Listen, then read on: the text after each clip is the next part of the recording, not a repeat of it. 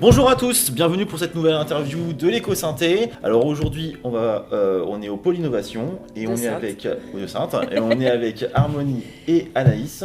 Je vous laisse vous présenter. Ouais. Bonjour à tous. Alors moi je suis Harmonie, je travaille au pôle innovation en tant que chargée d'accompagnement des projets innovants. Et bonjour à tous, donc Anaïs Tanguy, donc moi je suis assistante marketing et communication pour le pôle innovation de Sainte. Super, merci à vous pour la présentation. Maintenant on sait qui vous êtes, par contre on ne sait pas vraiment qu'est-ce que c'est que le pôle innovation de Sainte. Est-ce que vous pouvez nous dire un petit peu ce que c'est ? Bien sûr.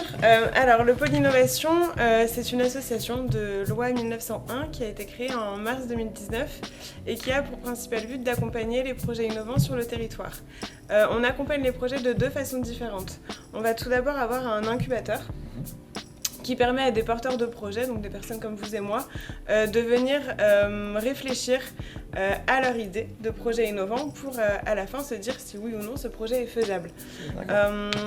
On accompagne ces personnes-là donc au sein du pôle via une convention d'hébergement et d'accompagnement. Donc on leur donne accès au lieu commun du pôle, à un open space qui leur permet de venir quand ils veulent travailler sur leur projet. Et puis une partie accompagnement où on va voir nos porteurs de projets, donc moi-même et Céline Brindel, notre directrice qui est aussi en charge de l'accompagnement.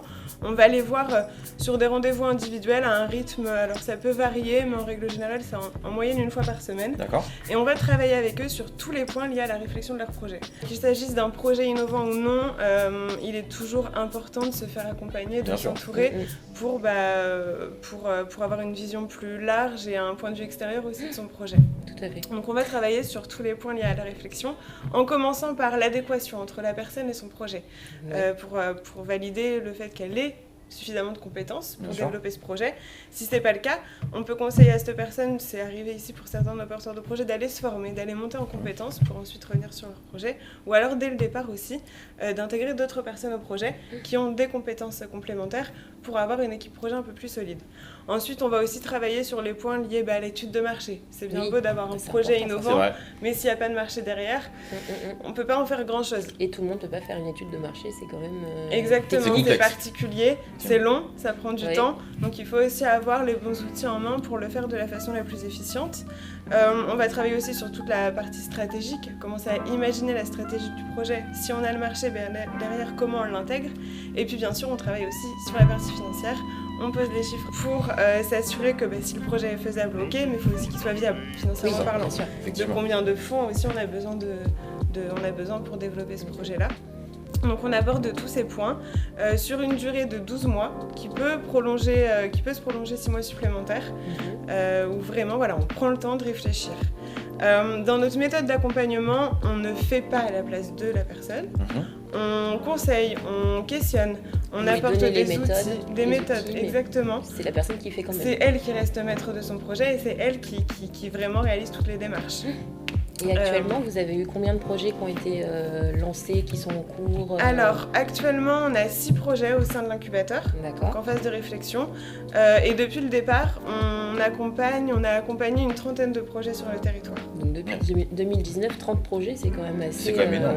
Qui ont permis aussi une trentaine de créations d'emplois. Génial. C'est aussi le but du pôle. Oui, favoriser l'innovation, mais pourquoi ? Parce que l'innovation permet aussi la création d'emplois. Bien sûr. Tout à fait. Donc c'est aussi une des raisons du pôle. Une fois qu'on arrive à l'issue, à la fin de cette période d'incubation, alors soit le projet n'est pas faisable pour une raison ou une autre, donc là ça s'arrête là. Soit en effet on se donne le go et donc là on passe à la partie pépinière. Concrètement, on développe son projet, on crée sa start-up, on crée son entreprise et donc on passe en pépinière. L'hébergement est différent puisque les startups qui sont en pépinière ont un bureau privatif ici, puisque vu que les choses se concrétisent, il y a très vite des recrutements, il y a besoin aussi d'un peu plus de confidentialité, parfois d'un espace de stockage quand il y a des prototypages. Oui, bien sûr. Donc les startups ont un bureau privatif et toujours le même accompagnement sur des points différents, puisque là, encore une fois, on rentre dans le vif du sujet. Oui. On va accompagner dans la recherche de financement via notre écosystème, on va accompagner dans la recherche de partenaires, dans la mise en lien avec des laboratoires de recherche ou écoles, mais on continue toujours d'épauler ces personnes à un rythme assez poussé. Voilà pour la partie accompagnement. Le pôle innovation est né de la volonté de la communauté d'agglomération de Saintes, donc qui fait partie du bureau du conseil d'administration, mais des partenaires privés sont aussi venus se greffer à cette administration. On y retrouve le Crédit Agricole. Au final, c'est tous ceux qui sont affichés là. Exactement, c'est ça. On y retrouve... Il y a des sacrés beaux partenaires, effectivement. Crédit Agricole, Leclerc. Le Céalia, le Grand Leclerc de Saint-Georges-des-Coteaux. Plus récemment, on a aussi intégré La Poste, branche logistique courrier colis, le directeur de La Poste qui a rejoint le conseil d'administration. Et après, puisque nous sommes une association, nous avons aussi des partenaires adhérents qui ne font pas partie du bureau. Là aussi, vous les retrouvez ici, on a Airbus, Picotier Atlantique, Decathlon, Apivia, A3C, Capsial et plus récemment aussi Idéo. Ça fait un beau réseau quand même pour les entreprises. Et ces partenaires-là viennent aussi appuyer l'accompagnement à nos startups pour leur apporter des clés supplémentaires et les accompagner dans leur développement.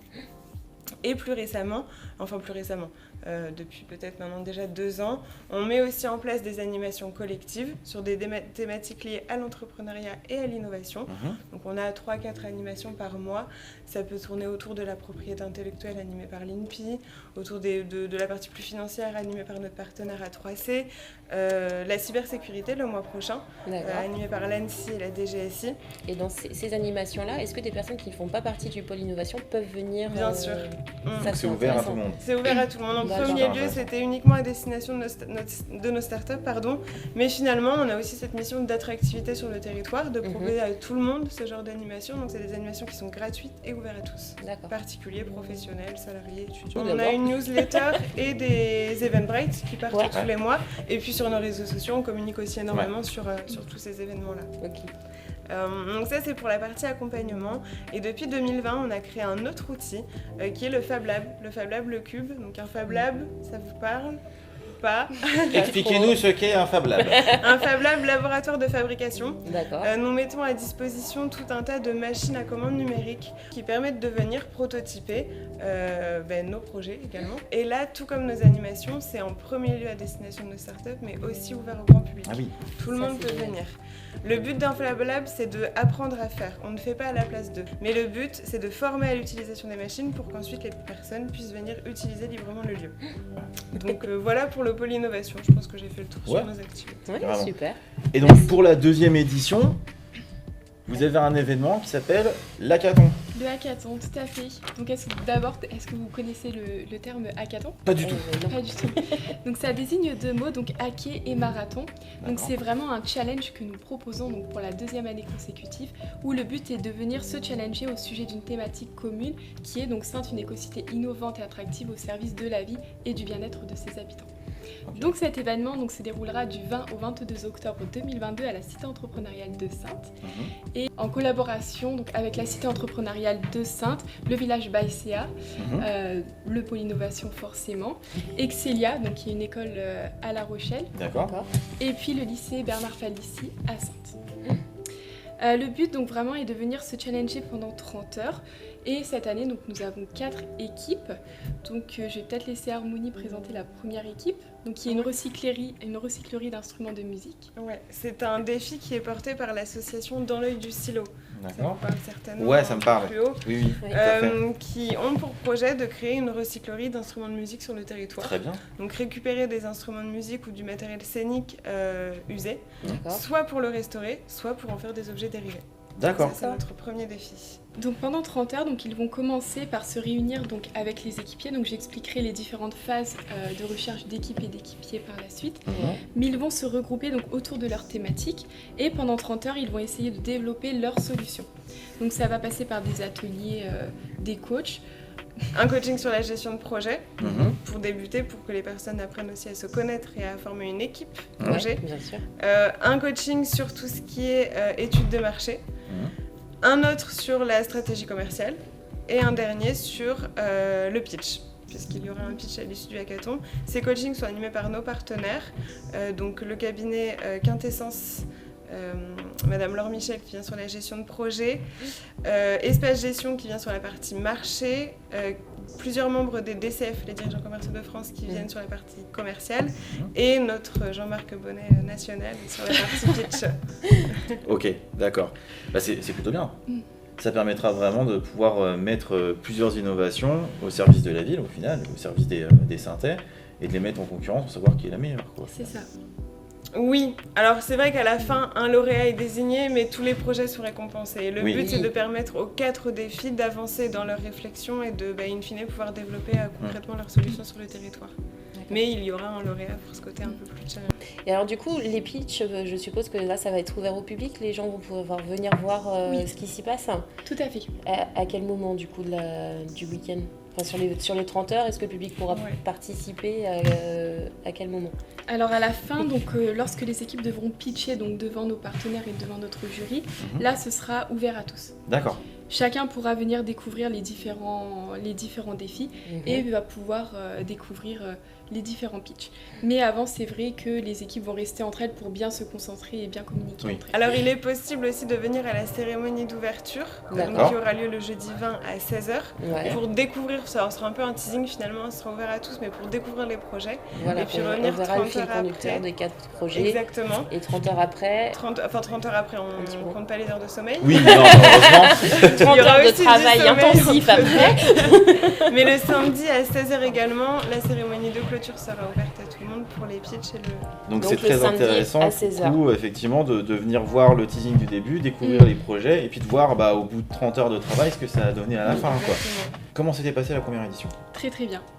Alors il y a eu tout ce travail de faire découvrir aux habitants de Saintes ce qu'était un hackathon, mais ça a été vraiment très bénéfique et pour le pôle et puis pour les habitants de Saintes et pour Saintes aussi. Donc on a été vraiment très très ravis de la première édition et c'est pour ça que nous avons décidé de faire une seconde édition. Qu'est-ce que vous attendez de plus sur cette deuxième édition? De la synergie, de la synergie entre les différents acteurs du territoire et le développement davantage de solutions en tout cas pour la ville de Saintes et de mettre en avant les différents acteurs du territoire.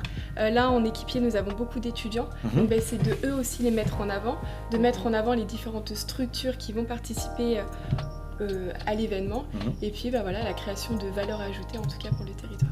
Super.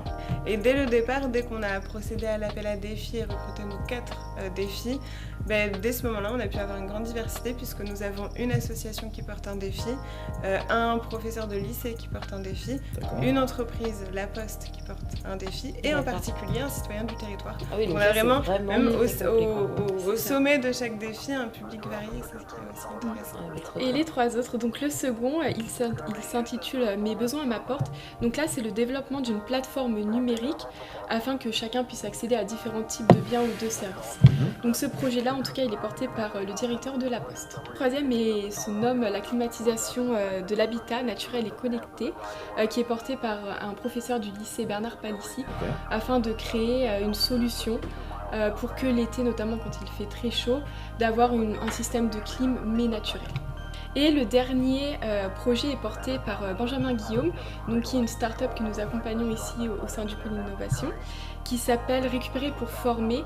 Et le but, c'est vraiment de créer un tiers-lieu afin de collecter et de récupérer plusieurs matériaux afin de leur trouver un autre usage. L'idée de récupérer pour former, alors c'est porté par Benjamin Guillaume, mais c'est totalement différent du projet qu'il développe au sein du pôle. C'est une autre idée qu'il a eue, il est plein de ressources. C'est de récupérer de la matière, que ce soit du bois, du métal, de l'alu, tout un tas de matériaux qui servent derrière à former au métier de l'artisanat. D'accord, donc il y a vraiment une fonction pédagogique derrière. Exactement. Parce que le constat est que les jeunes qui se forment au métier de l'artisanat se forment sur des matériaux neufs, alors qu'on a tout un tas de matériaux usés qui ne servent à rien, qui sont dans les déchetteries, donc l'idée tourne autour de ça. Pour le moment, les inscriptions restent ouvertes jusqu'au 15 octobre. Jusqu'au 15 octobre, d'accord. Voilà, vous avez encore 15 jours.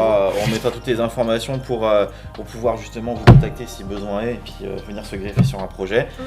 S'il y a des petites idées et tout ça et que ça vous parle, n'hésitez pas.